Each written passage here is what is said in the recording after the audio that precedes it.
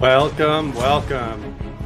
We are live here on the Carl Vibe podcast, and today I have a really cool guest, return guest, Daz Smith, a professional remote viewer who was recently surprised and tasked with something very interesting, the Nimitz encounter with the Tic Tac UFO off the coast of San Diego. This is a really hot button topic. So many people have discussed this tic tac sighting off the coast of California because it's been all over the news. It's been in documentaries now, so many different shows. Everybody's really familiar with it.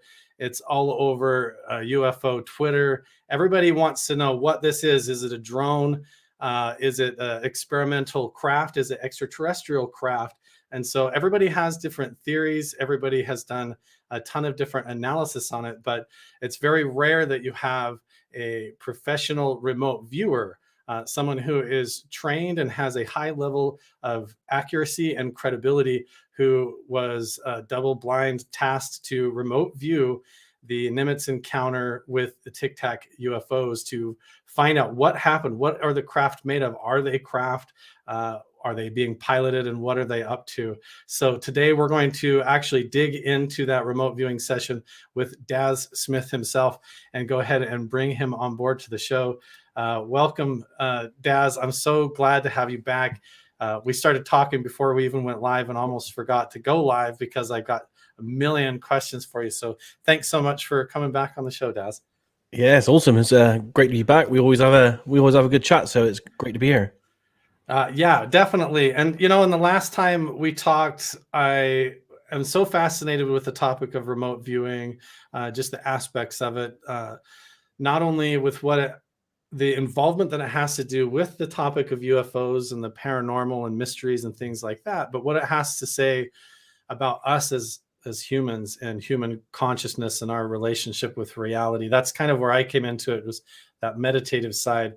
So if people are really curious about how remote viewing works and kind of the technical aspects of it, Daz and I have already gone through a really detailed conversation and interview. I've also interviewed Paul Smith, who's an instructor of remote viewing as well. And so you guys can go check out the links and learn more about remote viewing. But today we're going to do something really special. And Daz and I are going to talk about this Tic Tac UFO. So Daz, you've been super interested in UFOs basically your whole life as well, but yes, you don't always get to pick what you're tasked to remote view. So have you been just like waiting for this one to come up? Oh yes, yeah. I mean, this one's been in the news for what is it, probably 2 going on 3 years now.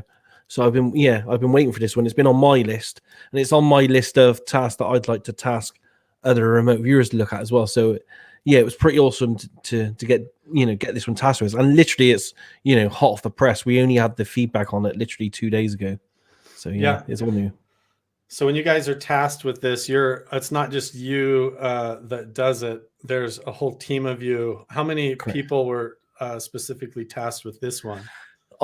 This was done in my private kind of RV group of a few people. We only have a few select people in there, people that I can trust and that have experience.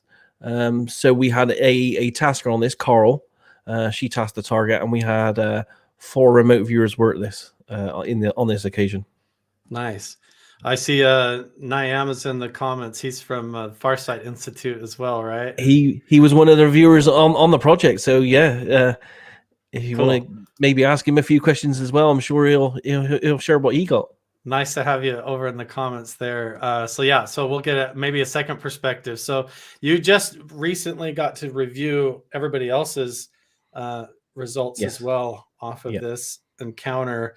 And so is that going to be coming out soon? Everybody can check that out.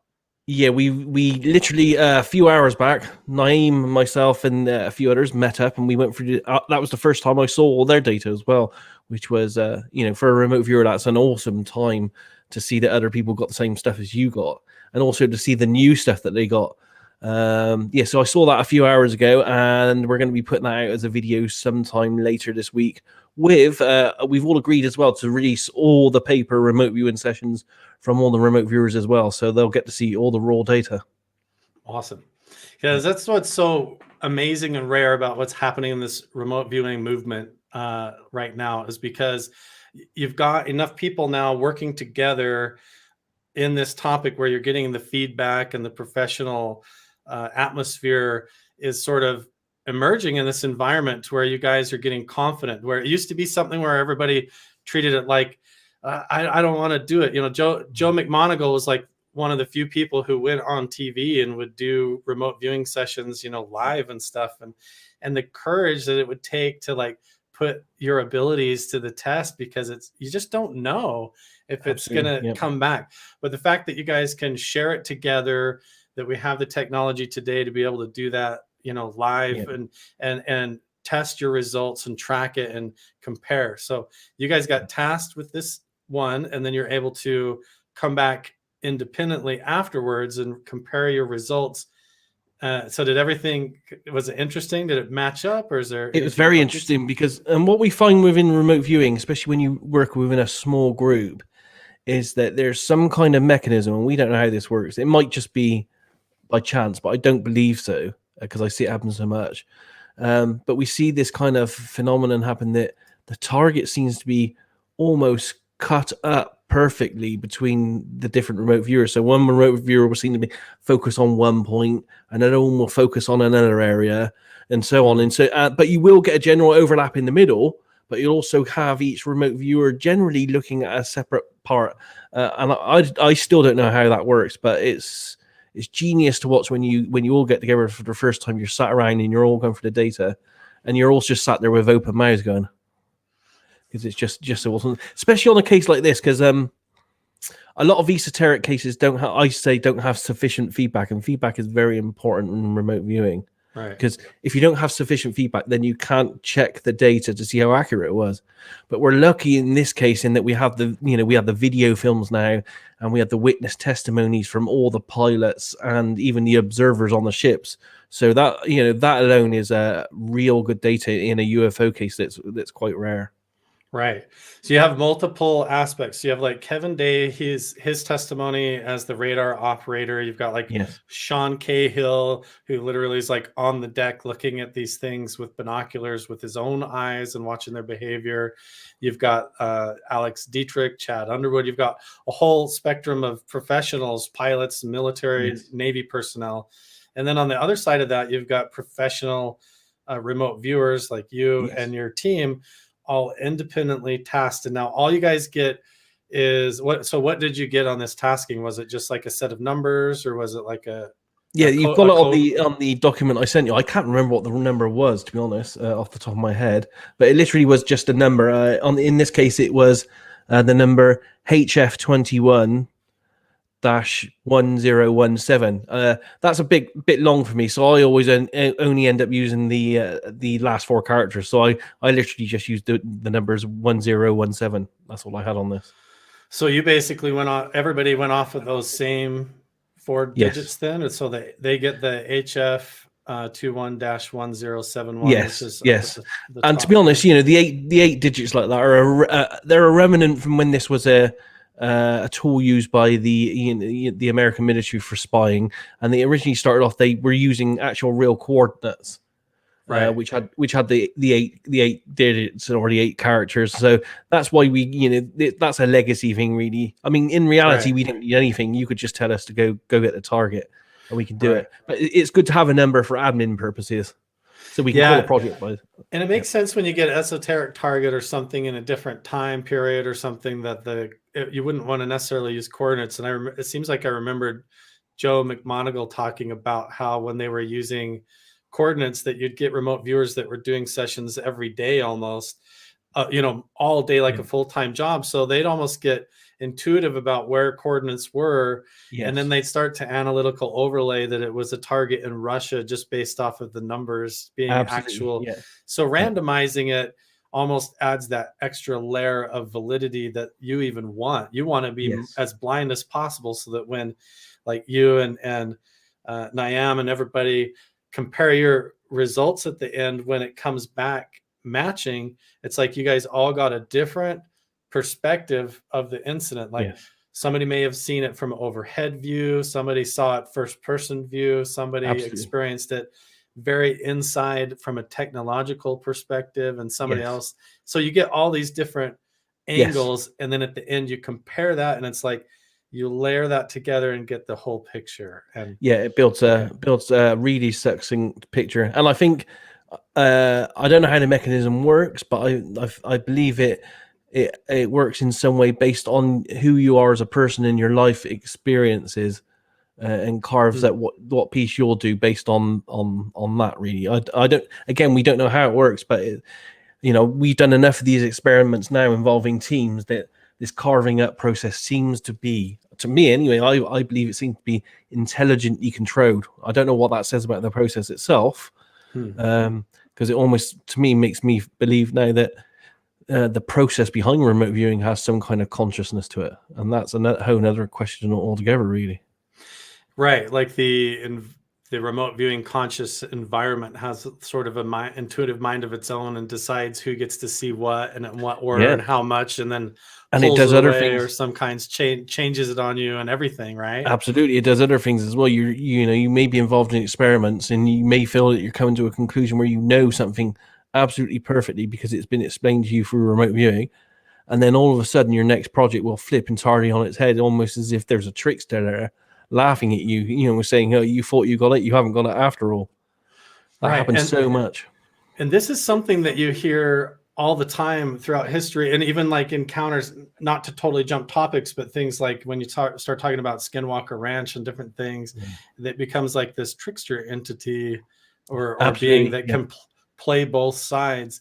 So not to jump ahead, but is that something that became apparent in this remote viewing session, that maybe there's two sides to the Not coin? on this one, just in general in some of the work I'm doing in other projects, for example, and not just me, but other people as well. I've seen people, for nearly 2 decades now, playing around with what we call ARV, or associative remote viewing, and that's essentially where you have binary targets and you associate the A or B. A would be one outcome of a football game, B would be another, and then you say to the remote viewer, "What am I going to show you as feedback?"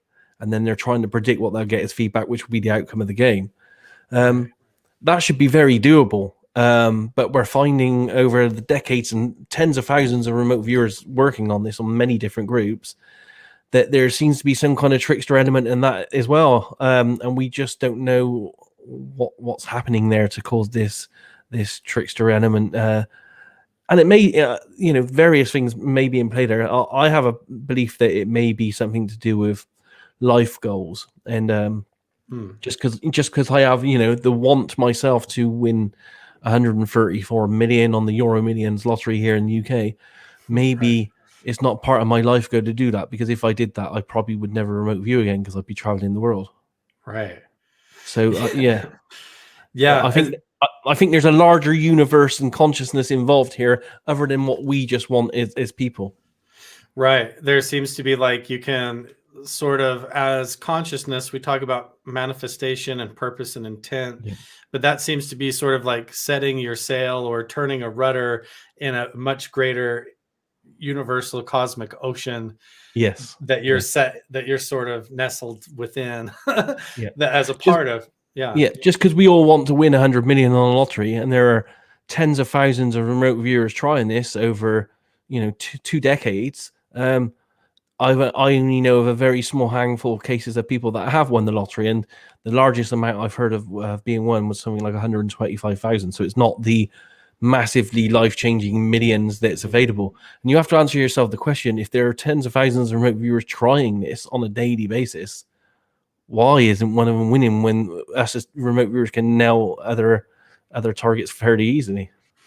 Right. But I mean, you guys are kind of putting that to the test a little bit with your crypto viewing, where you guys are doing like cryptocurrency viewing and involved in that, and have a really high level of success. Just as a side tangent, anybody that wants to go check that out, that is in the cryptocurrency market, that is interested in this, Daz has a whole group of people that does remote viewing in the cryptocurrency markets, and it's highly effective with a lot of great results. So they're there is something to that, but it is very new and experimental. And Naeem, who's here, as you said, in watching this at the moment, he's also a great part of that group as well. He's one of the great viewers in that group. Nice.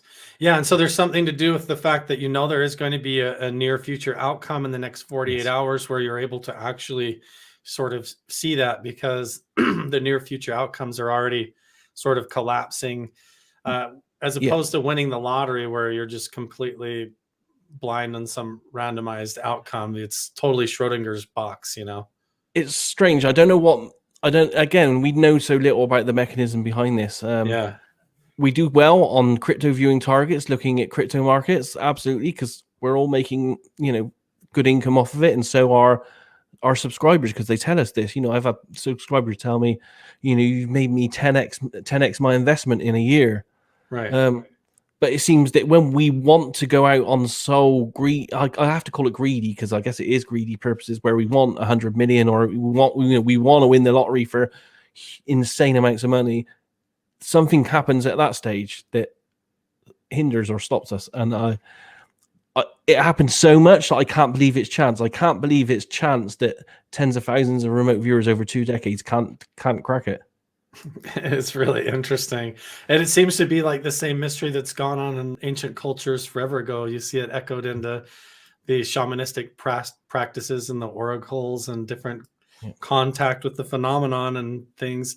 Oftentimes goes one way and then becomes a trickster encounter and goes the other. Yes. It's really interesting. There's something definitely and as you said, with the Skinwalker Ranch stuff as well, I've seen that reported quite a lot lately, that there is some kind of consciousness interaction, and what you bring to the ranch you take home with you, kind of a thing. So I think that happens with remote viewing as well. There's this huge universe of stuff happening around us that we're playing with it. We have no idea what's going on there, really, but it is fun to play with. Right.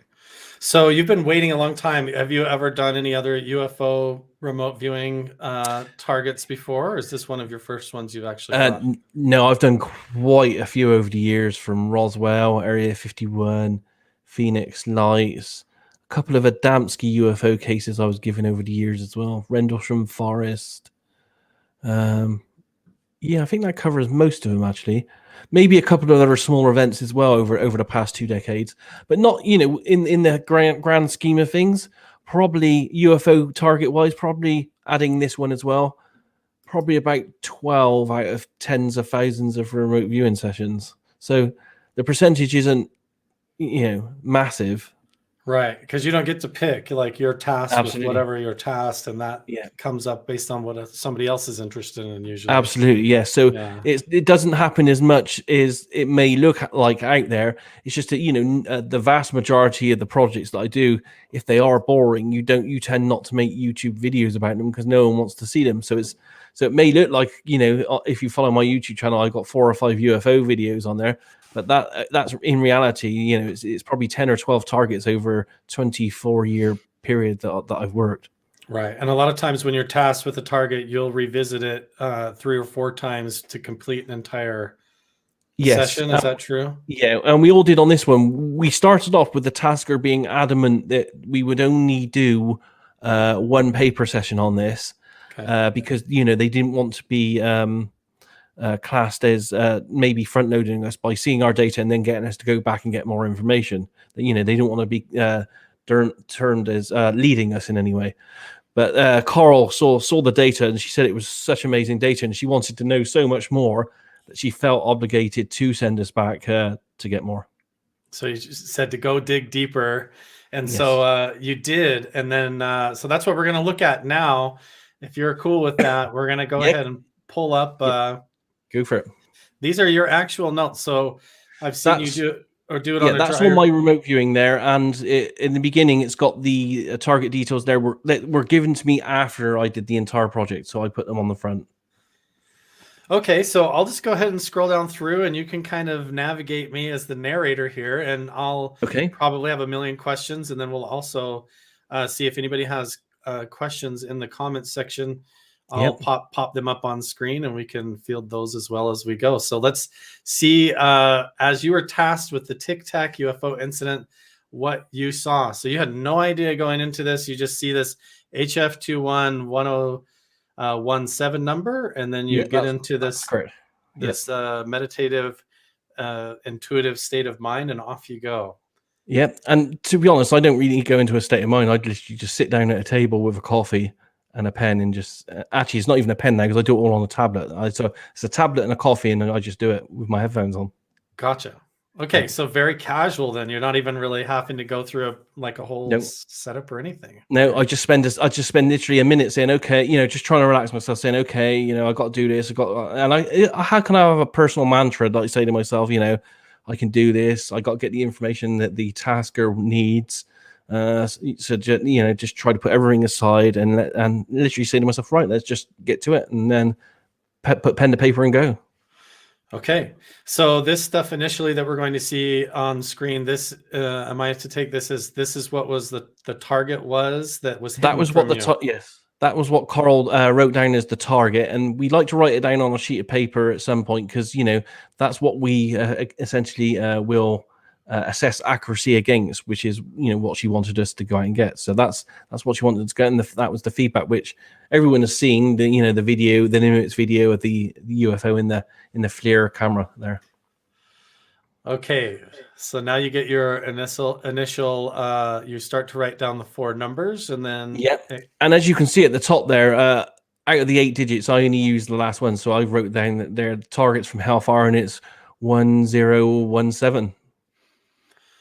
And then underneath, I just write how I'm feeling on the day, and I've got some chronic illnesses, so on the day I was actually in pain, and it's very hard to do remote viewing or anything when you're feeling hungry or thirsty or you need the loo, or if you've got pain, because that seems to be something that sticks in your head. But as it's a job for me and I have to do this, I tend to have to work through things when I got things. So I'm really fascinated with this, even with just like your methodology of how you take the notes and write it down. I'm really kind of like self-teaching myself, and now you're hooking me into all this.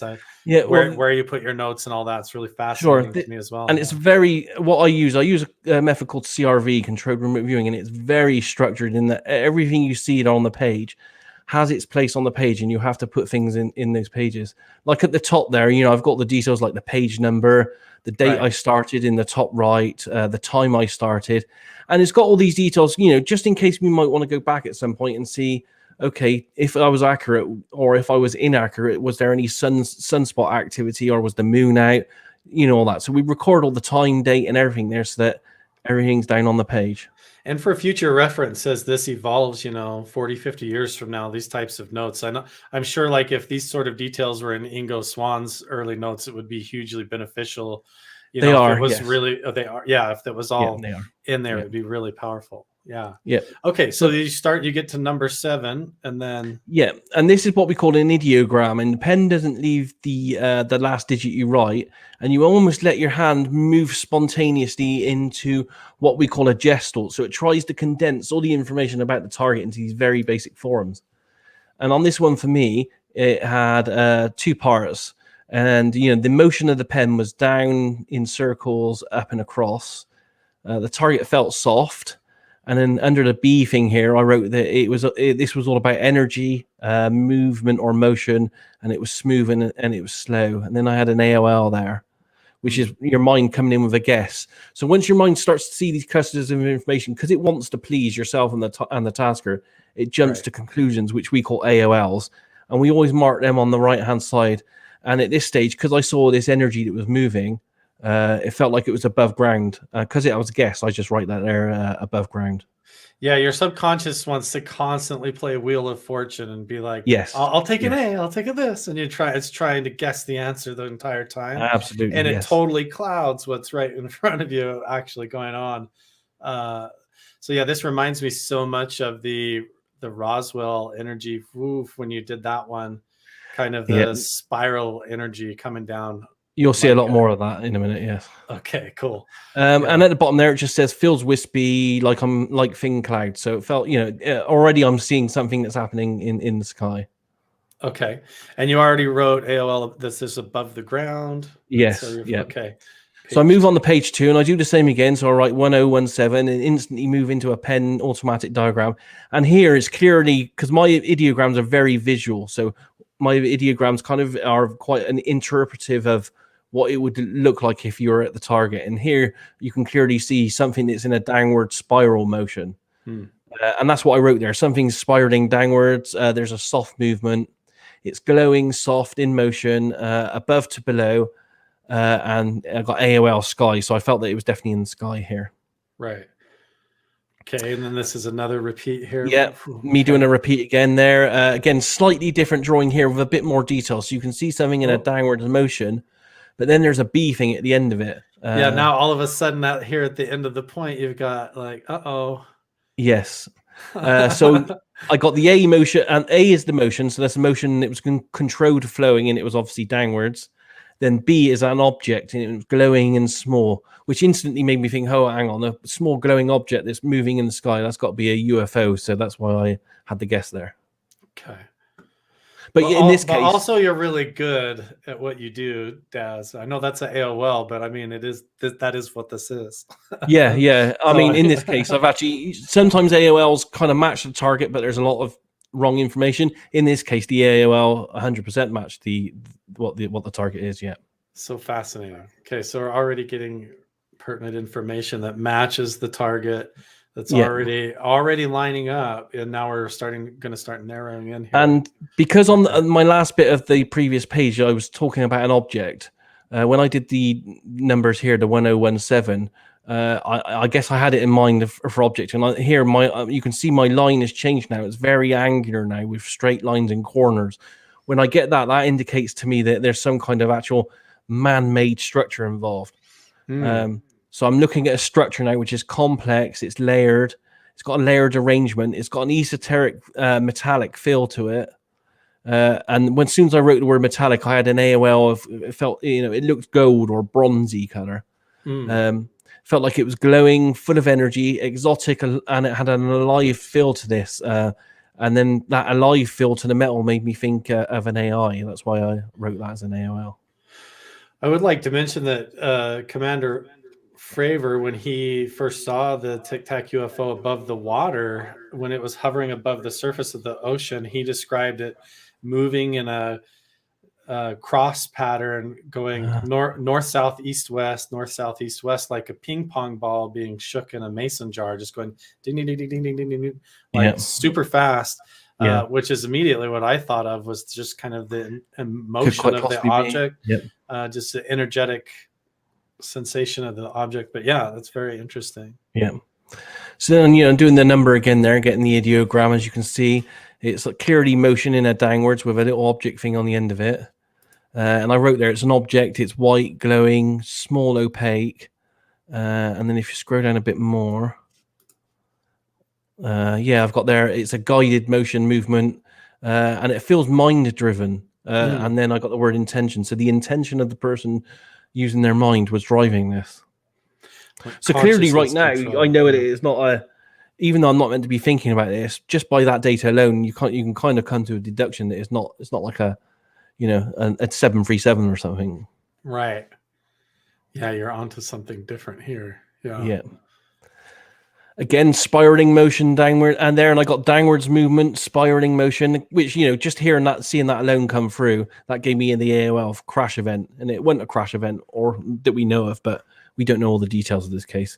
But this felt, and this is where I started to get the feeling that this was a past event, so it was past from me. Right. Okay. Now we move into a different part of my CRV structure, and this is where I list sensory details. So A is sound, auditory, so that's like whoosh, whirling, screeching sound. T1 is texture, so it was hard and smooth, and then that made me think of metal, so that's why I got the AOL there, metal. T2 is temperatures for me, so that's warm and cold at the same time. Then for V for visuals, I had colors, which were blue, white, and gray. Luminescence was bright, and the contrast was very high. Then T3 was taste, so that it tasted of sulfur. And the O is olfactory, which is smell, and that made me feel smoke, which in both those together instantly made me feel that this had an electrical feel to it. That's why I had the AOL of electrical there. Yeah, it's like that ozone electrical. Yeah, absolutely, ozone-y kind of smell. That's perfect for it. Like those old race cars when you were a kid that went on the track and Yeah, that smell that would come off the track, absolutely, just like that. Yes. Okay, yeah. Okay. Underneath that, we have ease, which is energies for me, and so I have vibration force. And interestingly, on this, even though none of it's reported, but the other viewers had stuff that would corroborate this because they had stuff involving humans and abductions and maybe manipulation. I had death there but I had a question mark behind it, so that made me wonder where that fit in, because I didn't know where that fit in right now. On Okay, the SUB there, maybe we'll come back to that in a little bit, like some of what the other remote viewers saw sure, yeah. that relates to that. That's really interesting. Go ahead. On Sorry. this SUB there, that's kind of short for me from subspace, and I stole that kind of partly from Farsight many years ago, and I added it within my methodology. And I had some kind of feel that it felt a bit like angels, but again, I question mark this. So in reality, it felt like there were spiritual beings involved, but I didn't know what they were at this stage. So that's why the question marks are. Fascinating. Slightly below this, we're starting to talk about very basic dimensions here. So dimensions, then horizontal, and that was up and down. Vertical was descent, and diagonal, I drew a thing. I had like a really big drop for diagonal. Right. Okay. Under mass density, space, and volume, I had open, contained, and I think I wrote shell there. That's what it looks like to me. Yeah, shell. Yeah. Sometimes I can't read my own writing, to be honest, because in RV we do it so fast it's hard to tell. And my AI, which means what I'm thinking internally about this at this stage, I was just interested. I thought I was there kind of thinking to myself, oh yeah, this is really interesting. I want to know more about this. So mass, density, size, volume. The mass to you felt open. The density and everything, it felt open, but also contained, which is like this within a shell, like spatial dimensional or something. So I guess the overall location was very open, but then there was this contained shell type thing there within this open space. I've heard so many times about people who claim they've been on board these craft to live through it or whatever, where they seem like they recount like they've been on, and once you're inside, you can see out like there's not even any walls. I've like heard it's that, completely like an open space, but you're still inside this container or within the ship. If you're outside of it, you can see the ship, but inside it just looks like an open floor. Yeah, very interesting if that's applicable. So on this next page, we're moving to another new stage within the CRV process. So before it, we were on sensory data, what you would feel if you touched, tasted it, and all that kind of stuff. Now we're moving to what we call stage 3, and that's why it's got the S3 at the top. And stage 3, and what I do is all about sketching the target. So I start this off by giving myself a movement command, and that's why the words are in brackets at the top. Okay. So I'm saying to myself, okay, now move to, then sketch and describe the target only. So I'm saying to myself, forget everything else, only sketch this target. This is almost like a computer control command to your subconscious, like, okay, shifting gears now, go into gear 3. Absolutely. That's exactly what it's about. And you can use many of these, and you'll see some others I use later. It's almost like you use it to keep yourself focused on track and also to investigate and get more data. Yes. Cool. So, after doing this, I did the 0117 again, and it's not much of a sketch here at the moment, but I had this downwards direction, and then I had break up, descent, plummet, and of course I had an AOL here of it's dropping like a stone kind of thing. And then I go into the sketch, and I had this cylindrical kind of object, which I wrote there. It's white, it's cylindrical, it's formed shape, and I got the AOL a capsule because it essentially looked like a pill at this stage, a capsule pill. So already I just want to pause for everybody watching this and remind you that at the beginning of this, when you sit down in front of your tablet and begin this process, all you have is the code, the numbers at the beginning, and no idea if it has to do with the John F. Kennedy assassination or a missing person or some lost Aztec treasure. You have no idea. But it actually was the Tic Tac incident. And we're only on page 10, 11, and you've got white cylinder shaped capsule in the air, and you're drawing the thing. So yeah, that always blows my mind, man. It still blows our mind. And as I said, I've been doing this, I'm going on 25 years now, and every time we do it, like today when I met up with the guys and saw their data, not just mine but seeing theirs as well, it's just like, wow, this is still mind-blowing even now after 25 years. That's so awesome. So okay, because you have to think to yourself, and you'll see it when you see some of the data later, when we're doing this as remote viewers, are we having conversations in contact with these life forms, these beings, and these ships as we're doing it? I think we do. I think there's definitely an interaction happening there. So when you're sat down to yourself, you're thinking, holy shit, me and my friends just experienced the Tic Tac UFO in real time, kind of, and went inside it, looked around it, tried to understand what they were doing when they're interacting with us on Earth. Yeah, it's mind-blowing at times to think about the kind of things you do. I'm going to share something with you, and maybe it will come up. This is really funny. I had a moment the first time that I saw the Tic Tac footage on the internet. It popped up, and when I saw the footage, I had a really strange experience where I got, when you get imagining something and visualizing it, of course you do. I got really sucked into the visualization to where it was like I almost saw the entire experience, or was imagining it as if I was the Tic Tac itself, like flying through it. And after it was over, I kind of came back out of it weirdly, like, whoa, that was very strange. Like I almost like fell into a meditation just in watching this video about this weird UFO incident. And it's really kind of obsessed me ever since. Like I've been like really fascinated with it. But there is like an interaction with these remote viewing sessions or meditations where there's something on the other side of it that seems either capable of noticing or interacting when you start getting involved. Is that kind of what you're talking about, Daz? Absolutely, yes. Okay. And that's amazing thing. Bearing in mind as well that the incident happened, what was it, 2004? So right.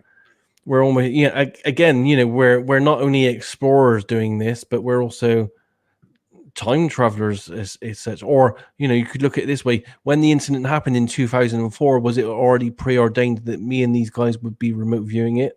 And we were there in 2004, but we didn't know it yet?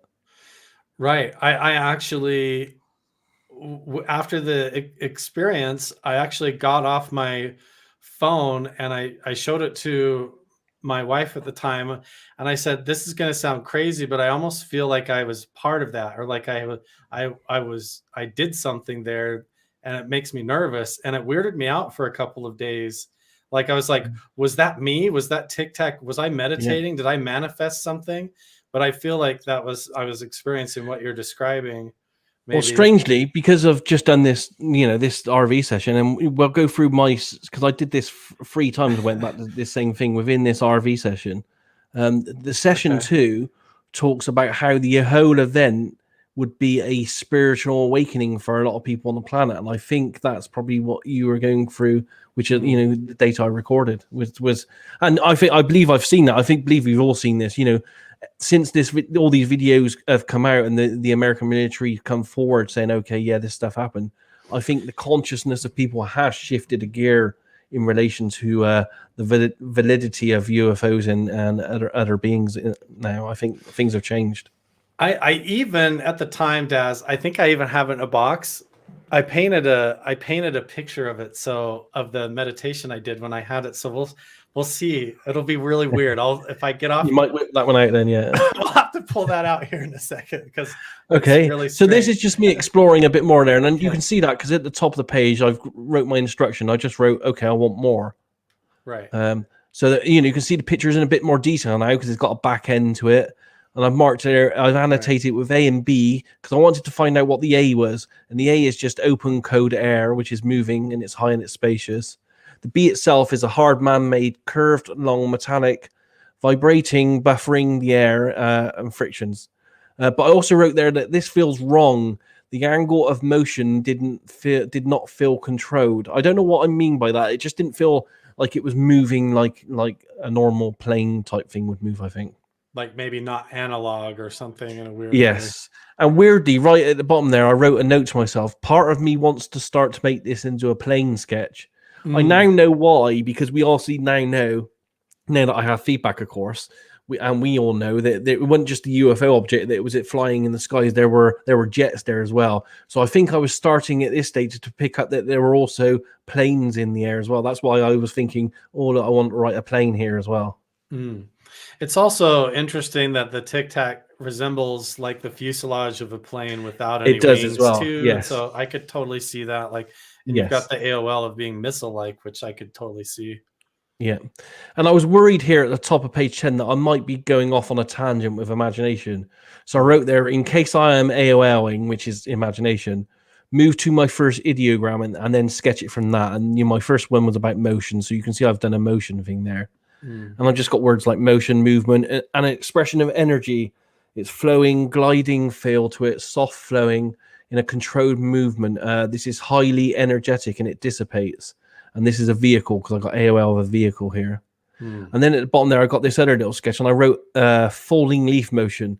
And anyone that's into UFOs, they know that, or it was reported more in the 70s, 80s, and 90s, that they tend, when they move, to move in what we call a falling leaf motion. Which is where the name flying saucer came from, as the original description of how they moved through the air, which was like a saucer skipping across the water, or like a dish. Yes. And then the name flying saucer stuck that way. Yeah. But yeah. So on page 11 here, I give myself another movement. I say, okay, now move directly in front of the target and sketch it. And then this generates this data. So I have this, moving ball here. I wrote there, this looks man-made, it's structural, it's circular or curved. And then I also have this other thing here. I have a cockpit of a plane. I also feel like, and I wrote cockpit. So I'm starting to feel that there are actually, there's a weird object, but there's also proper conventional flying objects in the sky as well at this stage. So it's kind of like you're getting glimpses of not only the Tic Tac, but then the maybe Yes. Commander Fravor, the nose of his cockpit or something. Absolutely, yes. Okay. So again, we move on to the next page here, and I do another sketch. And you can see there's a downwards motion there, and it looks like the Tic Tac object. And I place myself somewhere in the sky. So and I'm the X there, and I place myself. And if I was there in 3D, it would almost be like I'm here in the sky, and then the object goes whoosh, and whizzes past me at high speed. And that's what I wrote there. So I feel if I'm at pi over water, and this is the first time I'm mentioning over water as well. It's an open space. There's cloud and there's skies, and there's a structured man-made hurtle. Hurtles past at great speed. It's noisy because it's moving in the air and it's vibrating. And I sense, and I feel like I'm going to experience a crash event because it's moving downwards so fast. At what point of this, Daz, would you start to say this borders on what do they call it, bilocation, where you feel like you're actually there because you're drawing an X almost like you're there in the scene, they're witnessing it almost like in a dream, and then you witness the thing going by like a spectator. It's close, but I've never really experienced that because I'm quite hardcore in the way that I keep to my structure. I don't allow myself to do that, but other people have been known to feel like they're totally at the target. That's usually my mistake because I'm not trained. I'm usually like, where am I? Anyway, yeah, I'm quite rigid in the way I follow the structures. I probably need your help with that. So probably good. We're talking. Okay. So, all right. So we've got this thing, you witness it go by. Yeah. Session. Okay. So you're describing it noisy, moving air and vibrating. Yeah. And I feel like, because it's going past me so fast in a downward angle, for a second there, I'm thinking, we're going to see a crash here or something. But we obviously don't. But yeah, that's the impression that came in straight away is, wow, this is moving downward so fast, it could crash. So then I key myself again. I say to myself, okay, let's follow the object structure and see what it does. And here's my sketch of this. So you can see that I've sketched that the object's in a downwards motion, straight down, in an erratic movement. And I actually wrote here splashdown as well, because I actually felt that this actually goes into the surface. And I wrote there at the bottom, this feels like a structure, man-made, that is high above the surface. Then I can't read it. I need you to scroll up a little bit. then it descends under the surface. I think I wrote there. Oh, right. Okay. Yeah, downward motion. I just wanted to address one thing really quick because we've got a whole flood of debunker comments about remote viewing and stuff, just saying, oh, they've proven remote viewing wrong. There's been people that say it's not real. Okay, so first of all, the last couple of shows I've done, I did one about the rubber duck UAP incident over the border patrol with New York UAP, Andy, that stuff that came out. And I think that I'm just going to say this, that there are literally infiltrated disinformation profiles and even people that come onto these shows and into the comments section to say this stuff, because obviously the government has put tons of research and funding and got involved in the Stanford Research Institute. And this stuff is ongoing. And so for those of you that are like trying to debunk and say that it's not real, the government still uses this as part of their protocol. So yeah. For the skeptics out there, read these scientific books. These are the entire Stargate archives. They're all scientific documents for some of the top scientists in the world. And that's how much information is there documenting remote viewing over a 24-year period. Yeah, and how come there was remote viewers as part of the Stargate program that were awarded medals and military awards for their critical involvement in providing details in completing military operations, finding missing persons, counterterrorism incidents, you name it. And it's still going on. Whether they like to admit it today, I think it's still going on today. And I think when Ingo Swann, his last years, I think he secretly formed a team and didn't tell anybody for the government. But I've seen nothing to prove. I've seen nothing to warrant that. But I've heard rumors, and people literally the last few weeks, I've had some people that claim to have some inside knowledge indicating and hinting to me that there was some kind of other black project, but I have nothing solid on that other than hearsay at this stage.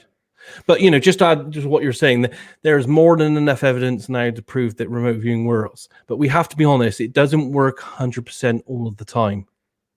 You know, there are a lot of people that don't get 100% accuracy. Nothing does. We're relying upon predator missile strikes, drones, and AI that are not even as accurate as the remote viewing data and are hitting civilians all over the place. And so to sit there and trying to throw it under the bus based on that is foolish. We're dropping bombs based on less information. So I don't understand that argument. That doesn't make sense to me. But yeah, this is a good point. There's a point in time when scientists and doctors said that smoking cigarettes and spraying DDT on kids was healthy too, right? So I think that there really is people that flood into these shows when we start talking about this stuff because they want to control how this information is released and who knows it and how. And we start talking about consciousness and spiritual stuff and meditation and remote viewing as and having this valid conversation.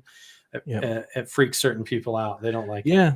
There are a lot of people out there that are in jobs and industries and government positions that don't want the general population to know and understand that we all have the power to take control and do this kind of thing with a little bit of work. They don't want everyone to know that, because once everyone does, then they lose the power that they think they have over us. Yeah, and people need to understand that even just in the CIA here in America, there's like 11 different groups of the CIA, and the NSA has like 8 different factions and subcompartments, and even they don't all talk to each other. So who knows? I mean, you have to assume we get talking about this stuff and somebody out there is assigned to come over here and troll us, but you just have to not worry about it and have a laugh and keep going, right? So so this is really cool. So all right, so you see this thing flying downward, and then I see it splash down to the surface, and I feel it goes underneath the surface and disappears. So this makes me think, oh, hang on, I need to describe this a bit more if it's gone to, because you don't often talk about, even in the handful of UFO events I've done in the past, I never actually had one that goes underneath a water surface. So yeah, I thought I'd explore that a bit more on the next page. Okay. So it moves. And I did write here as a note at the top that I felt conflicted because there felt like there's a loss of life at this target, and I don't know if that's because I saw it hurtling down or not. So that might just be a bit of noise, if I'm honest with you. Okay. And I wrote there, I'm wondering if this is a past event argued over, causing two scenarios, because that's something in remote viewing. You see, if there are lots of media coverage or stories and myths about something, we can actually pick up on those myths in remote viewing and not really know if they're true or not. But I was kind of getting an indication that this has probably been argued over in the media, and I might have been picking up some of that mythology there. You get a little bit of the static of the debate revolving around it, and that can kind of blurry the actual reality. Yes, but luckily, I'm starting to, in remote viewing, be able to determine the slight difference in feeling in that data. That's why I noted that there. Right. So here I've put another movement note to myself. So I said, move to the moment of surface impact and then describe. And then I have this, this cylindrical object moving underneath a hard but fluid area, which was the sea. And when it got there, it went down in a motion, and then slightly came up a bit under the water. So it went down further and then in an arch motion come up. Okay. And I didn't follow it past that point. I guess now on reflection, it would have been good to have seen what happened after that point, but I didn't, I'm afraid. So the pilots at the time, they assumed it went under the surface and then disappeared, which also, by the way, this whole incident, there was multiple craft over several hours or maybe even a few days. Yes. So we're just getting like a glimpse of just this one main target, which is really interesting. Okay, so it apparently went down and turned around and was watching them from under the surface. Something like that, yes. What did I do next here? It says, why a soft movement and then a fast descent? And so I'm trying to draw it here from its origin, and it was just flying about at first.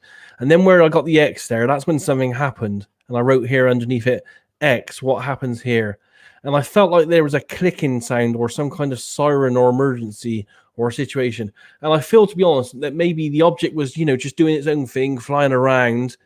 And I got a feeling, and this is only a feeling now I'm looking at in reflection, is that maybe some of the electronic systems from the warships and the planes that interacted with it and then put it on an emergency status. And that's why it did the fast descent and went underneath the water. Very interesting. So there's some sort of a switch or a flip that occurs. Yes. Okay. Yes. So I wrote here at the top a note to myself here. Okay, am I misinterpreting two things here? I need to break it down. So I'm trying to break it down here. So I knew that there's a soft fluid motion of an object in motion. That's the top bit. I love how in the brackets, this is like your internal Jarvis. Yes. Like almost like Iron Man has, like his Jarvis. It's like you're at 50% power, Daz. Let's back this off a little. So you almost have, okay, which maybe we can talk about that, because when I pull my painting out, the space that I go in when I meditate, I use the gateway method. And as I meditate up through different numbers, when I get to level 7 or 8, my own subconscious dialogue becomes the voice of my craft, which is like a Tic Tac UFO. And then it's like a Jarvis intercom. So I'm able to stay completely at neutral and 0 in the middle. And any internal commentary or dialogue is kind of coming through the ship or through my environment. So very interesting. I'm not to make this about me, because this is, but no, well, everyone's involved with this. I think this type of event might have been planned for the media attention to change things from this point onwards. Like none of this is coincidental. Like even Absolutely. That we're talking to bring all this together. It's so fascinating to me. Okay. Yeah. So as I said here, I'm trying to break this down into the smaller parts. So there's an object in motion there, and then there's a small, fast-moving object, and then I felt a feeling that maybe there was. If you scroll down a bit, there's another sketch, some kind of merge or collision, then descent. I couldn't quite work out what was happening, but I think essentially what I was trying to describe, but wasn't very good at doing, was I think I was trying to describe that the airplane, the people in the fighter jets were trying to track the objects that were happening. And I wrote there at the bottom, this could be a structure in motion in the air, that collides with a smaller structure, causing a rapid down motion. So I don't really know what's going on at this stage, if I'm honest with you. Right. But Which I do honestly, this is great, because this is indicative, validating to me that you're blind to the target. You're not just like painting it out like it's the Tic Tac incident. At this point, No. it's still neutral. Like, is this something getting hit with a torpedo or a missile, or two things merging? You're still completely unsure. Because I'm getting, because I'm blind, all I'm getting is I'm getting these vague impressions of, oh, look, there's an object here, but oh, look, there feels like there's other things in the sky and they're moving towards each other, kind of. So, but it's very vague. And that's why on the next page, I wrote there on top there, okay, this feels like there will be some noise. This feels like an above ground event, a target. It ends at the surface level or below the surface. It's a smooth flowing motion and then a rapid descent. There's maybe more than one object here. One is small and one is large. Maybe fatalities involved. A descent to the surface like water, and parts felt like high-tech, exotic, interesting energies. But parts of this feel muddy, as if debated or alternate theories, and I can feel these alternate theories. And then I ended this one, and literally the strange thing about this project I just worked was I did this remote viewing session. I actually was going to chuck this one away because I was thinking, okay, I'm not sure if I'm on this, and that's why I didn't have a typed summary or anything, because literally I was going to throw this one away, and then I did another one straight afterwards. Fascinating. So you almost ditched all of this. Yeah, data. I almost ditched it all because I thought I kind of thought to myself, because I was in pain that day. I was kind of thinking, well, it doesn't quite feel right. It felt a bit confusing near the end, and that's why, if you can see right at the very last page of it, it's got an unsmiley face. I know, the self-doubt. Yeah, I was like, that's me saying, okay, I'm not happy with this, and I would literally was going to throw it. And after I passed the second session to the tasker, I said, by the way, I also did a first session, and I wasn't going to give it to you, but I'll give it to you anyway, just in case. I'm glad you saved it, because it's super interesting. Yeah. Okay, so if we follow on down, literally a couple of days later, because I was unimpressed by that one, I went back to it again, and this was my first official session. That's why it's got summary. But if we scroll past the summary, because you guys don't want to see that. Okay, so again, look, this has got the date on it, so you can literally say it's literally 2 days later, and it says at the bottom it's a redo, because I thought I went on target, so I thought, right, I'm going to do this again. And yeah, again, you can see at the top there, I feel okay, but I hit my head and it was stinging. So you start taking care of yourself, buddy. Yeah, I know. Doing some decorating here. I really damaged my head. Being not having any hair, it damages easy. So I was in pain again. So I wasn't happy, but I thought, it's work. You got to do your work. You got to get it done. So right, you work through it. Right. Okay. So I'm starting again here. Okay. Yeah. So I'm looking at the target here, but I'm getting slightly different data this time when I'm looking at it. So straight off the bat, I get a life form. And I feel like they're ecstatic and they're high and they're in the zone with kind of like a meditative feel. So like they're very kind of peaceful with this. But there's also an energy involved which is flowing upwards, and it feels esoteric, and it's combined of blue and white energy. And then I've got this weird ideogram again here. And I notice how your ideogram is almost like a mirror, almost like you're seeing it from the opposite side as the earlier session. Before it was going to the left, and now you're going off. It's completely different, this type of video. And I know from the middle part of the ideogram that it's involving a life, and that's energy. So that's essentially for me a stick figure person with all this energy swirling around them. In the center of this, yes, this part from the tail, the 7 downwards, that's the head of the stick figure going down, and then the stick down from that's the body, and everything else is just energy. And I know this from 24 years of doing these. When you feel this intuitively, there's a being or entity there involved. Now. Yeah, I also asked a question. I say to myself, okay, it looks like my visual language for life form and energy, but is it? And he usually comes back yes or no for me, and then I write down my impressions. Gotcha. Okay. So I wrote here, it's a life enclosed and surrounded, emitting energy field. This feels like it's an explosive energy, vivid, impacting, but also healing, and it feels like a very spiritual. So it feels like a life form going through a spiritual process. And again, you can see it more clearly there now. That my stick figure of a life with the energy around him. And I wrote there, this feels like it's a male, 30-ish, and they're in the past. And this feels like they are interacting. So it feels like there's a male life form, human, interacting with a spiritual energy source. And I wrote there, this energy feels like it emanates from him, but it's also not him. It feels sentient, alive, and separate. And of course, this gave me AOLs then. It almost feels like the Holy Spirit feel, and it also felt like an aura. What? Okay. Well, keep going. Yeah, to be honest, now that I know what the target is, I feel that what I was describing was the experience that some of the people that were involved in it went through, and how it's changed them and for the rest of their life. It's made them more spiritual. Definitely. I know that Sean Cahill, who was on the ship, he is very into meditation now, studies Buddhism and Hinduism practices. Definitely. Kevin Day has had multiple, even paranormal experiences. A lot of these guys have had things happen that followed them home.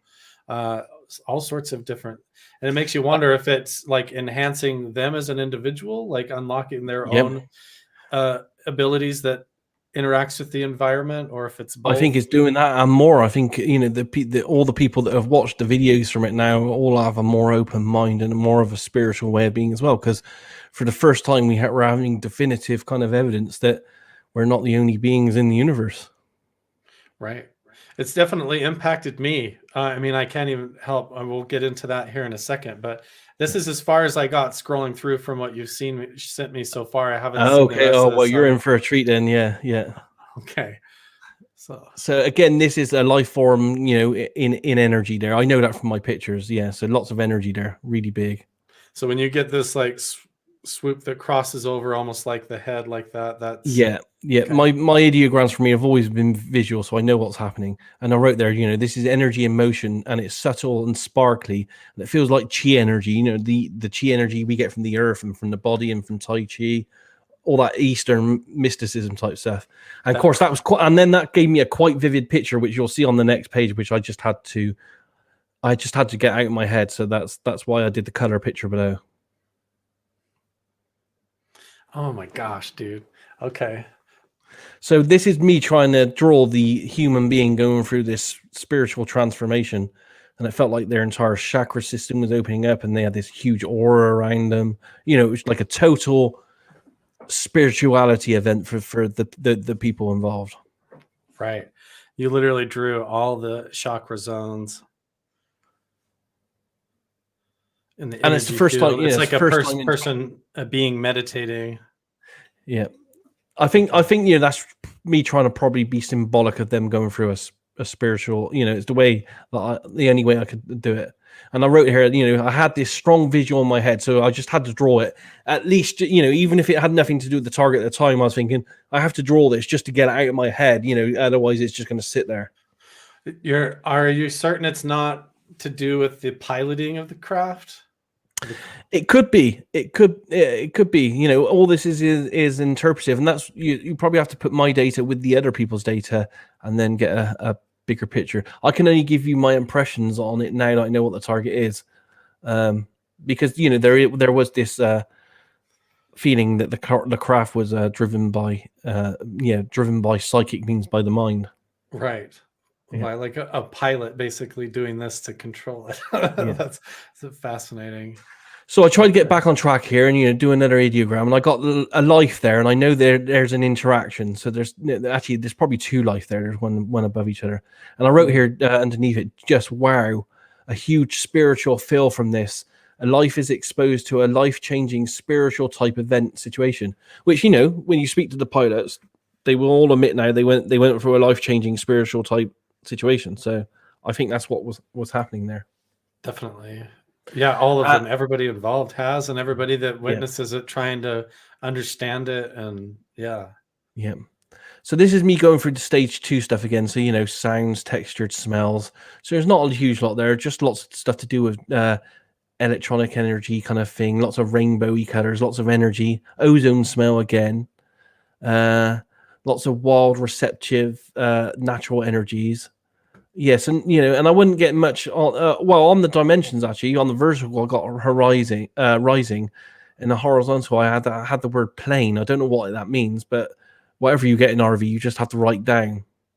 Right.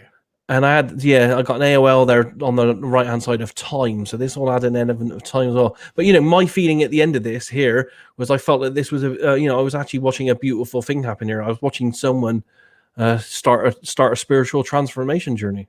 Right. Interesting. So then here I'm moving to the target point of interest, sketch and describe in full detail only.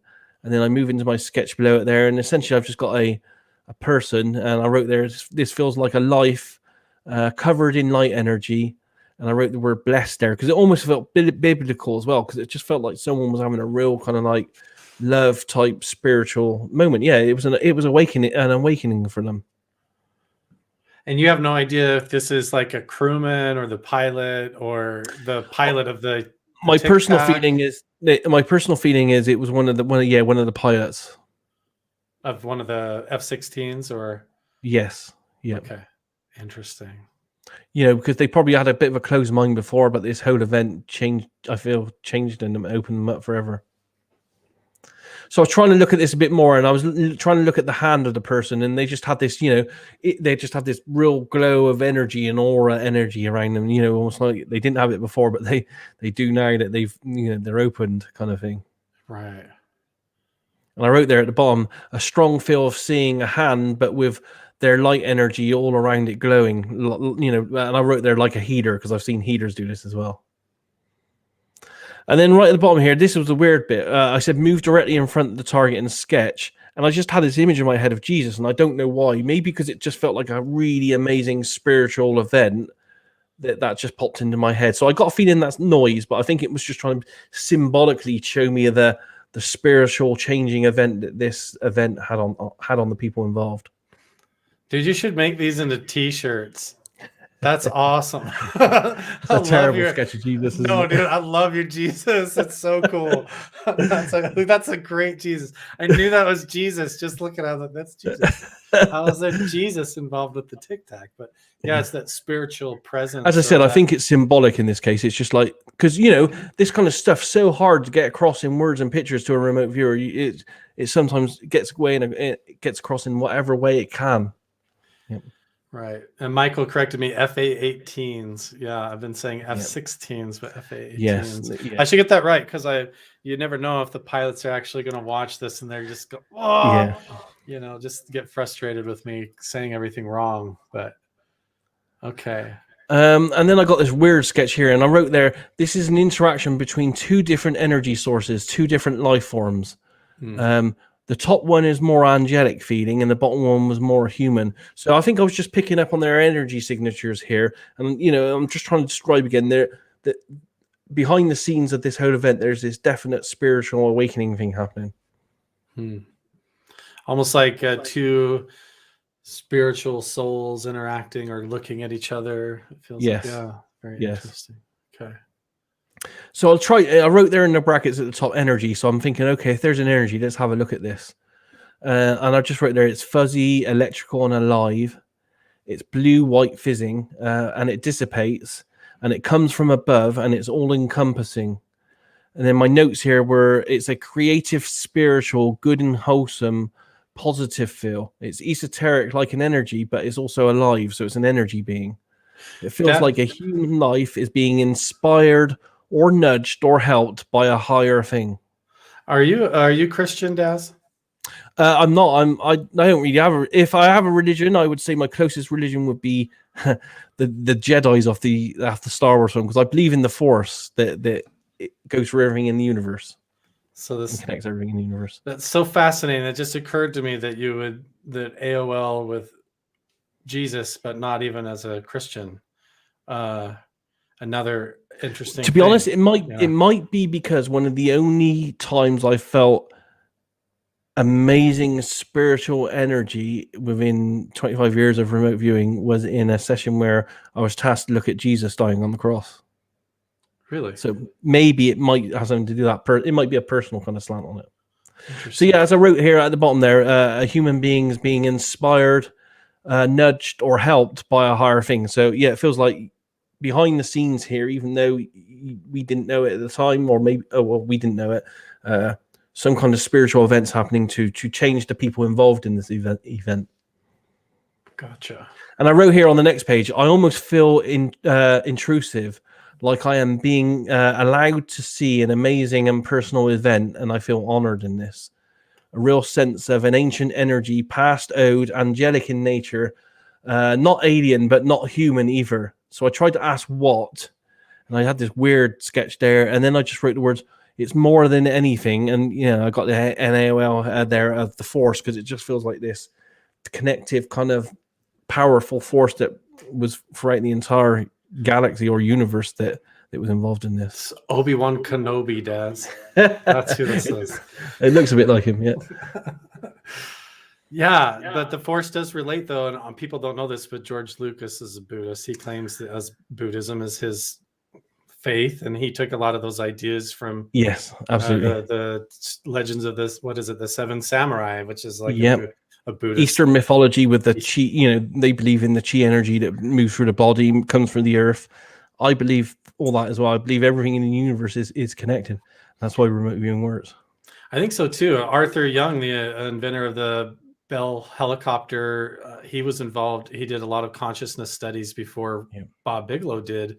He had the Institute for the Study of Consciousness, and he talked about that, like below, if science probes below all the subquantum levels of the physical realm, below all that, you just have intention and purpose and consciousness and awareness, and that's it. And everything just comes from that that blanket of energy underneath there that is us, really our awareness of it. It's really fascinating. So you see this as an AOL as the feeling of the force involved. It just felt like this huge force that was, you know, that I know that pervades everything in the universe, kind of thing. Yeah, which, you know, people are looking for, and it's probably what we call in physics quantum entanglement or dark energy or something like that. Right. Okay. And all that force stuff led me to do this sketch, which is like this huge downwards beam of energy or something from space or above. And I wrote there a fill of energy down from above with a heavenly feel, and it's inspired and touched. And then at the heart of this energy was this, you know, Tic Tac shaped object. Wow. This is me probing the life here. So I feel like, you know, this is all happening to a male. It was in the past from when I was looking at it.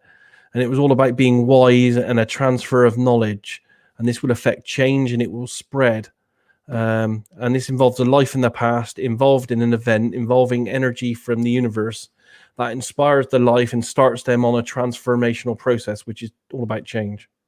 I've heard this before too, even about the Roswell crash. The people around the Roswell incident say like they feel like the crash itself was almost an intentional plant or a seed that in order to spark a bunch of innovation and things like that. And that's sort of how it works. Like things are just seeded into our awareness, and as we wrestle to it's really interesting. So I tried to look at the source here. It said it's above, it's everywhere, it's universal. It feels like a language or a sound, a resonance or a vibration. It's all about energy, light, and motion. And I wrote there, feels like a soft whisper and an AOL of God. And just some final notes here. It feels like a past event, a beautiful thing, an interaction between a human life and something much larger, elusive, and non-physical. A force, an energy, a beacon, light from above downwards. It's everywhere. AOL of love there. It's akin to seeing someone glow from being inspired and finding their purpose in life. Almost spiritual, religious feel to this. Energetic, peaceful, and fulfilling. So I sent those 2 sessions to the tasker, and the tasker was like, whoa, you got so much information. Could you go back to some of your sketches and describe? So this is where I then finally, this is my last bit of remote viewing where they say, okay, on something like page 11, you drew a sketch. Can you tell me more about that kind of thing? Gotcha. So you went back a third time. I went back a third time, yeah, looked at the sketches, and then it got here. This was motion focused, direct and driven, and it was a vehicle. And then I tried to look at it again, and it's just a redo of some of my earlier sketches, really. So the downwards motion again there, and more downwards motion again here, and I feel it's fast, propelled, fueled, and it's using an engine. And I wrote here, this feels like some kind of remote controlled function. It feels like an object under control, and I had an AOL of a drone there. It felt not that it wasn't piloted. The operator feels that it's a distance away from it. That's why I feel it was like mind-driven, this thing. On the next page there, I start off with, this feels like an autopilot type process. And you can see I got this wiggly line of an object in a downwards kind of motion there. And I wrote there, yes, this feels aimed, driven, directed, or piloted remotely. So I tried to ask who, and I had a feeling that it was a male, 25 to 32, Caucasian. And this is where it started going a bit weird, because I had all this stuff like it had like a military feel to this, like green uniforms, almost like jumpsuits. Like on the next page there, when I went for more, I said it was male, green dress, feels like a uniform, like a jumpsuit. To be honest, I'm starting to describe here lots of things like a dark environment with lots of computers. On reflection, knowing what the target is now, well, I didn't at the time, I think I'm picking up some of the people on the ship here, in the control room that were looking at it with all their computer monitors. That's it. Now I know what the target is. That's what I think I was describing at the time, but I just didn't know that's what I was describing. Because what was the guy you said? Because I even got the name Sean there. Look. Sean Cahill. Yeah, I mean, he was working as a deck operator on the ship, and he went through massive spiritual transformation after the incident. Had spiritual things occur to him at home. Well, there you are. One of the people involved. Yeah, and I got there that they're a military person, and I got the name S, and then I moved that into Sean or Shawnally. So that was one of the people. So that's what I think I think, my mind's gone to the ship now, and it's kind of like talking about the people on the ship that are involved in this. And on the next page there, I say there are at least 5 to 8 other people there. They're all uniformed. 1 to 2 of them might be female. This has an IT computer tech feel to it, like a controlled observation unit point, and it feels clandestine. So it felt like, secret kind of, I was in a secret room watching all these computer screens, and they were having a look at the situation on the ship deck or on the submarine or the Princeton or something. The Nimitz something or like that. Yeah, that's what I feel is picking up on. This is just me looking at the word clandestine to try to get more information about what that actually means. So I was just breaking it down there into more little secret bits like secret, black ops, dark, spying, technology, USA. So it's just a bit more information data there. So I'm moving back to the motion and refocusing here, and you can see me swirling downwards. And again, I felt it was flowing, high tech. It was a new secret technology. And then what did I write there? Energy feels dynamic. That was interesting. If you go up slightly, I felt the energy felt dynamic, and it was pulled from the air. There were no wings, but it may have had small fins. It was aerodynamic, sleek, and it was a secret tech. And then I broke down the word UFO to try to get extra information. I got things like smaller craft, driven, piloted, exotic propulsion, drone, speed, agility, direction, flow, pace, technology, shape, form, movement from above in the atmosphere on that one. I mean, you're literally like UFO. Then all the possibilities. Yeah. And then I moved here. It said moved to the page 11 drawing. So this is the instruction I was given to look at page 11 drawing. And I wrote there underneath, it feels like 2 things maybe. A smaller piloted drone-like object, which is high-tech, and a larger cylindrical, less techy vehicle. Feels like it has a cockpit, and this feels like it's a plane. And I tried drawing the plane there. Obviously, that's not a fighter plane, but that's just what came into my head. I wouldn't even know how to draw a fighter plane, if I'm honest with you. That's pretty good though. That's a good plane. But I mean, you can tell the difference between the Tic Tac and then the shuttle or the man-made craft being. So at this stage, I now know that there's definitely more than one. There's a high-tech small object, and then there's a plane there as well. There's a bit more detail here. So there's the smaller object, the A one there, and then there's the B object. And you can see the C plane object there as well. So then again, you have this idea of the merge or the impact AOLing, that a close flyby or an interaction. Bearing in my mind, all I see is a quick image of two objects approaching each other. So your mind instantly goes, "Oh my god, they're going to crash!" Right. Yeah. So I wrote there, this feels like a past event with both a conventional and unconventional technology in the air, and they're flying, and it's observed by military intel people. So I now know that there were people watching it, the military intel, which we know to be true now. There's me looking at the word clandestine there, because clandestine was in my session as well. So I just thought I'd break that down to get a bit more information there. And I got words like NSA and secure facility and stuff like that there. Right. And this is my last thing. Freeform's just where I just write any last bits that's in my mind that I want to get out. And I had some interesting words there. I had the words tachyons, ions, and ion engine. Interesting. And that's the end of all my remote viewing sessions on that one. Wow. Where to even begin, Daz? How do you? I know it's a lot of stuff. It's a lot of data. And as I said, there are 3 other remote viewers that had similar amounts of information as well. Okay, so maybe we can, what you're allowed to talk about, of course, everybody should go watch that when it comes out. That's being put together, and everybody's sessions that was involved, the other remote viewers, all of that's going to get broken down and revealed. So if you want to go compare that, you can check the links and go do that. That's going to be coming out in the next couple of days. Is that right, Daz? Hopefully I'll get it done in the next couple of days. Yeah, and I'll pass you the links, and then you can just check them out there if you'd like to do that as well.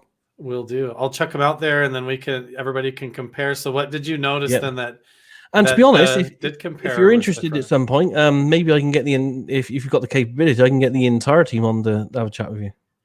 That'd be amazing. Yeah, I would love to secretly do one where I maybe even task you guys, and then we do like the reveal all together or something. Would be really amazing, like with a target that maybe I pick. But I would have to learn how to do that appropriately. Yeah, we'd have to show you. Yes, I would not want to mess up the tasking inappropriately and then botch the entire thing. So I would have to plan that out. We can definitely discuss that. Yeah, that'd be really cool. Okay, so I'm gonna go grab my painting. Maybe you can talk for just a second. It's just right over here, I think. Okay, what was similar with the other remote viewers results that you can speak to, and maybe what was different that adds to it that was kind of surprising to you? And then I'll be right back in 1 second. Okay, yeah. Okay, well, I'm bearing in mind I'm doing this off memory because I haven't got the paper sessions from the remote viewers yet. We only looked at this literally a few hours ago, and I saw it for the first time. But generally, all 4 of us as remote viewers had craft-like stuff. Interestingly, some of the other remote viewers had data that indicated that involved in this at some level were probably some ancient structures on the planet, and also it looked like I had with the energy from above. Everyone had this beam of energy in their data, and some of the data seemed to indicate that quite possibly these beings that are interacting, I don't like to call them aliens, but these beings that are interacting may be in some kind of underground place on Earth. And there was even some really interesting data from 2 of the remote viewers, which was a bit more negative than mine. Mine was quite positive. They also had a slightly negative take on this with, and I have to be honest in this, they were reporting deaths. Maybe not at this event, but from these life forms that are interacting, they were reporting deaths. Looks like genetic manipulation, and genetic manipulation, and what even looks like what we've seen in UFO lore, a hybridization kind of program that's going on in implants and all that kind of stuff. Really? Yep. So you actually saw more classic UFO.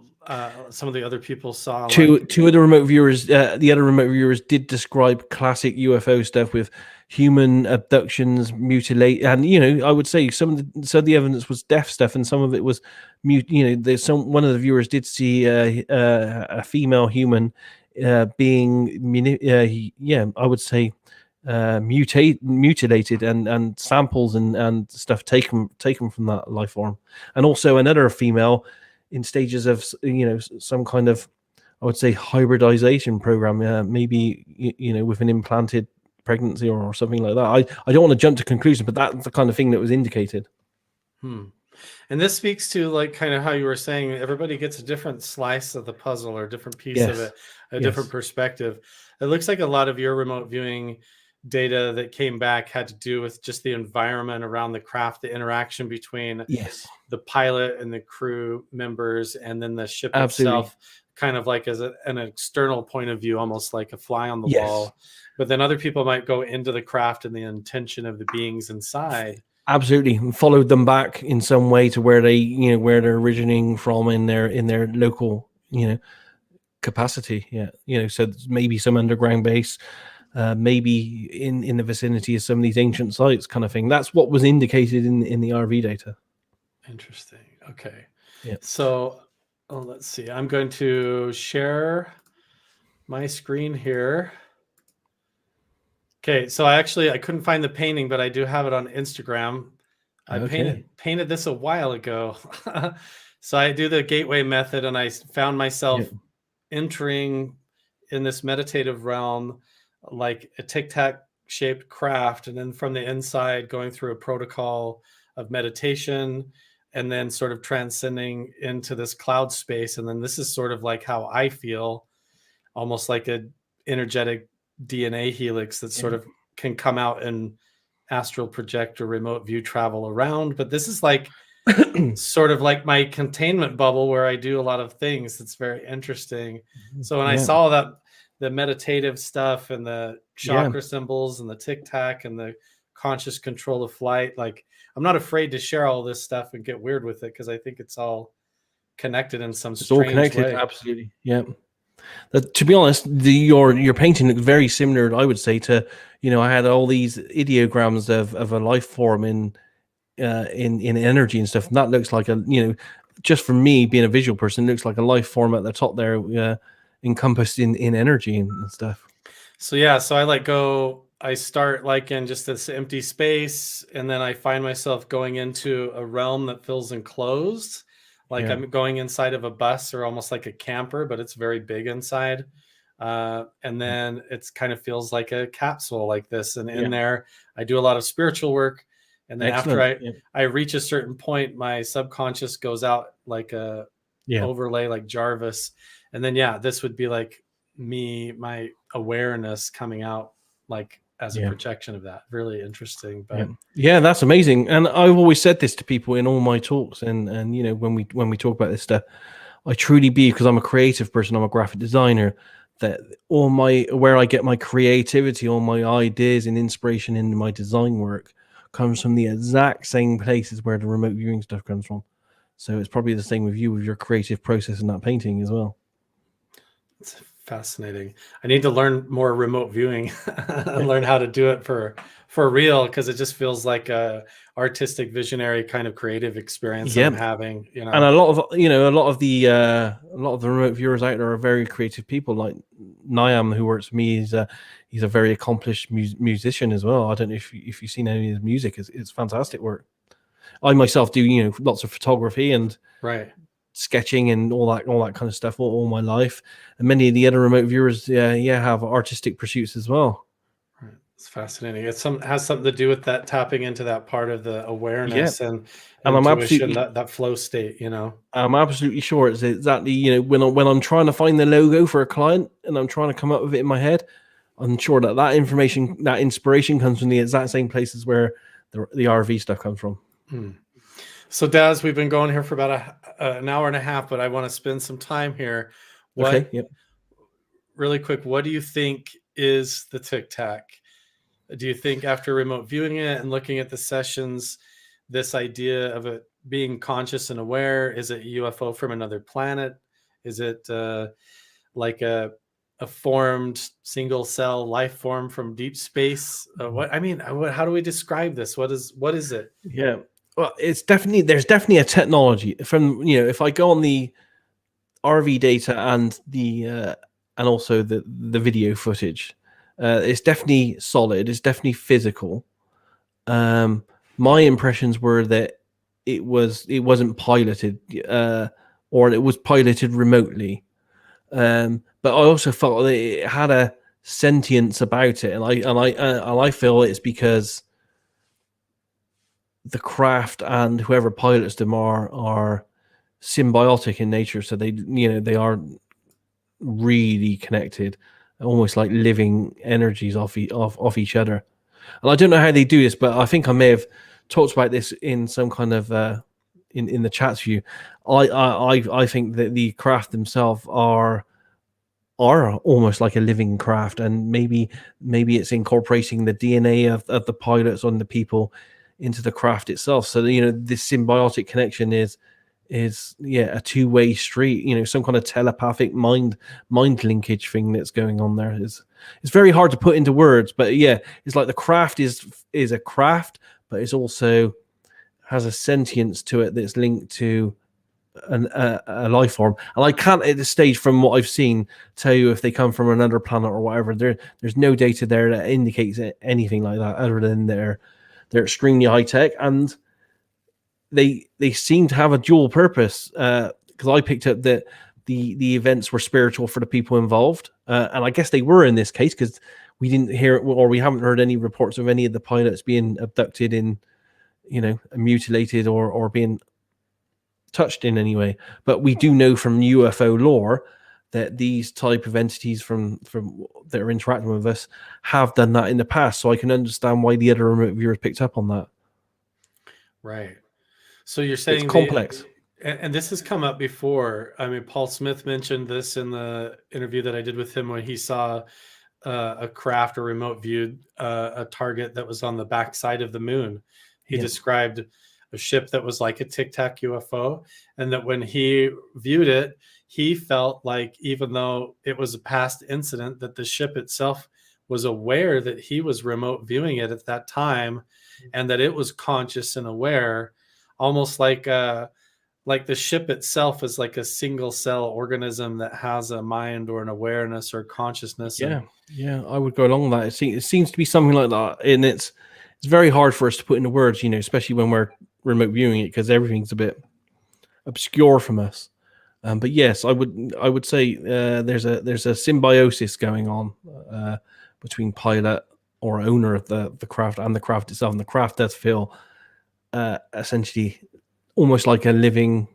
I mean, we're not used to this kind of thing. It's almost like a living machine that can be physical and non-physical as well. I do believe that they can, be non-physical if they want to. And I don't know why we can't wrap our heads around this, because even within our own body, we have these highly complex systems. We have cellular functioning. Like, for example, if you just looked at a mitochondria, it would look like this highly evolved power plant system that looks like a Tic Tac UFO that pilot itself around autonomously, like a single cell organism almost within your own body. And it carries fat cells out of your fat into the liver and processes energy and keeps your whole body alive. And this is something you're not even aware of, that does it on its own within your own self. And if we look out into intergalactic deep space and we try to fathom evolution or what the universe is even capable of over infinity up to now, that these life forms that could come out of that and that could come and visit us, that have been interacting with us, could be so infinitely complex. Or the variety, we could see a whole swarm of craft come down over our nuclear powered naval vessels, and really they're not that much different than deep space mitochondria or ribosomes coming down to our planet, thinking that our radiation signals off of our nuclear facilities is some sort of energy source, and making a mistake off of that signal, getting confused in the interaction, causing our own minds and our antenna to enhance, and they have paranormal experiences because of that interaction, and then they're gone, or they're part of our reality right alongside of us. I think so. Yeah, it's again, it's complex. Remote viewing can only give hints at the picture that's emerging, but interesting hints. But some of the something I will say is some of the other remote viewing data from the great team involved in this. I indicated in mine that it seemed to be like the energy source was pulling something out of the air to use as energy. The other remote viewers also had some really interesting data and sketches, and again, you'll see this when we put it all out there of some kind of filtering or some kind of sucking something from the air to make the propulsion system. So like it's just pulling free energy out of the environment in order for it might be because one of the viewers, I can't remember which one, I think it might have been Darby, I think it was Darby and Niam, both independently drew and described these tiny little sparkles of energy. Fascinating. So yeah, but you'll get to see that when you see everyone's remote viewing on this.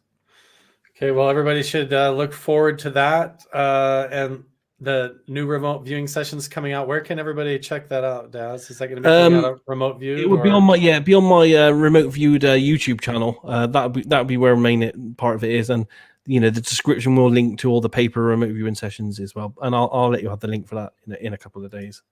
Awesome. Okay, well, I do have the link over to your YouTube channel already down in the description box below. So if everybody goes and subscribes, that'll be there. They can follow you over on Facebook and all your groups there. And also, if you're interested in cryptocurrency trading and you'd like some insight in future markets and get ahead on that and have some inside track, check that out as well. Any other future projects or anything that you want to plug before you go, Daz? No, I think that covers most of it. Other than I'm just finishing a trial this week with ARV, which is what we discussed earlier. Looking at trying to predict markets and stuff, and it's a new technique, and people in the past haven't had a very good accuracy rate. It's been around about 60-70% on average of doing this. I'm just finishing a 10 trial test on this, where using a new technique where we're actually at 100% accuracy at the moment. With just a tweak on the current method, you've got it up to 100%. Just a tweak on it, yeah. But bearing in mind, it's only an initial small trial of 10 trials, but over 10 trials that trying to predict different cryptocurrency markets over the last 4 months, we're at 100% accuracy. So that's going really well. So that will be out soon as well. I will publish that trial and all the data flat, and then people can take it, do what they want with it, and run with it as well. That's the other thing, is that you guys are putting all that data out there, putting the results out there. Even if you're just a skeptic and you want to try and go debunk the stuff and you want the data, Daz and his friends and team are not hiding any of that. So you can go check it out yourself. Get the market analysis, get the predictions, and then go and validate it yourself. Double check it on your own if you don't believe it. I mean, that's what got me down this rabbit hole. Everybody likes to say, oh, here comes the wizard whenever Carl comes on the podcast. I'm the woo-woo guy. I'm always, but honestly, when you get Danny Sheehan, you get people from the Pentagon, you get former CIA officials, you get people that were there on the Nimitz craft. Everything that you're saying in the remote viewing session today, it fits with the story. It doesn't fly in the face of it or anything. So I don't know what they're criticizing. I don't understand. They just don't understand how the system works, what you guys are up to. The way I see it, you guys are pioneers in this field, pioneers of consciousness and understanding reality and time itself and our relationship with all of that, trying to. And I'm fascinated to learn more, Daz. Well, we can help you out in that degree as well. Yeah, when you're ready. Definitely. And let's have you back on again. You guys are going to be doing more sessions coming up. Absolutely. Yeah. Fascinating ones that everybody's interested in. As I said, if you want to try to get the whole team on or something, I'm happy to do that. Cool, man. Well, thanks so much, Daz, and everybody who joined us over in the chat, in the comments today. It was really awesome getting you guys' involvement and participation. If you want to check out Daz's work, please click the description link down below and go support it. It needs your help, and you guys are going to be fascinated and blown away when you go check it out. So until then, you guys, we will see you in the next one. Take care.